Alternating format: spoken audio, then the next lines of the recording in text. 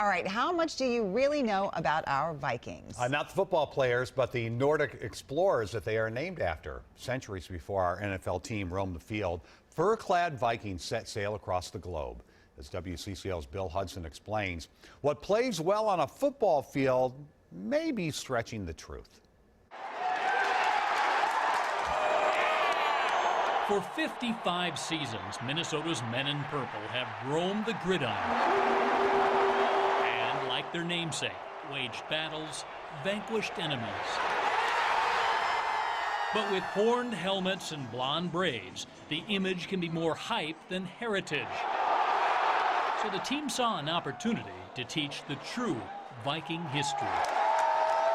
Our brand as a team and as an organization certainly isn't going to change. It's only going to be enriched by the fact that we embrace this so much. Youth Marketing Director Brett Tabor went in search of an expert. I was inside when it was nearly completed, and it just blew me away. He found this man, Swedish professor Henrik Williams. Viking society was a very rich one, very complicated one. You can delve as deep as you want to. Williams is a runologist with Uppsala University. The shield buckle had to be iron. And noted Viking expert.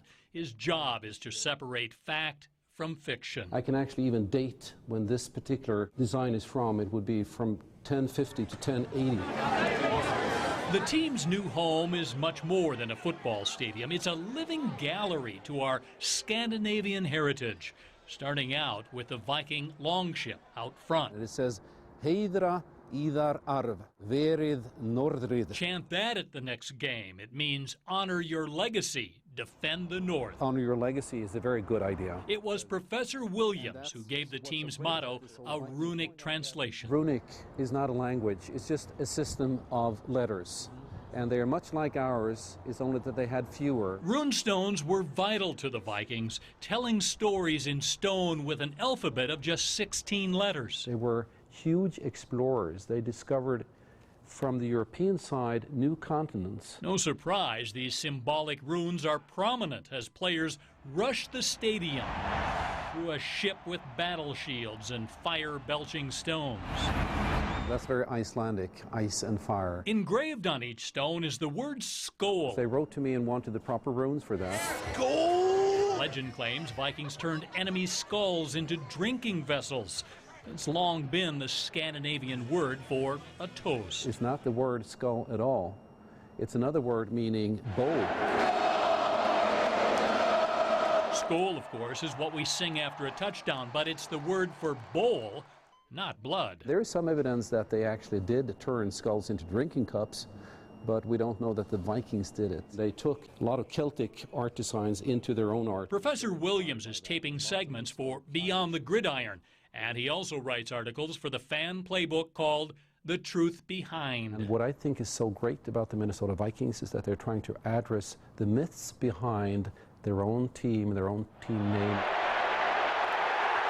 It's no myth Vikings defense has been formidable through the years. They were sought after. Same's true of those wooden shields used in battles centuries ago. It's pretty much the real truth. Shields were used. They were approximately this size. Crafted of steel and wood, they were even highly decorated. But today, hang on a wall, symbols of weekly battles on turf trenches. This was certainly an offensive weapon as well.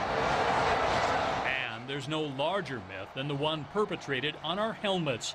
Might be a great logo, but it's pure fiction. And I'm sorry to say that this has nothing whatsoever to do with the reality. Blame a German art designer who created the look for an 1870s opera, complete with fur and silver trim. This image, this iconic image of these helmets is just too good to be true. It's too good to pass up. And just too good to give up.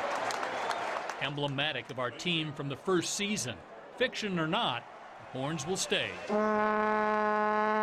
word Gjallarhorn means the yelling horn. And this igniter of fan fury has roots in Norse mythology, a way to summon the gods. This is how they sort of wake up the gods. This is how they get people to react. With a little bit of luck, those gods could look down with kindness, giving Vikings fans their own place in history. And this is just one more way to kind of reach out and enrich that fan experience both inside the stadium and out.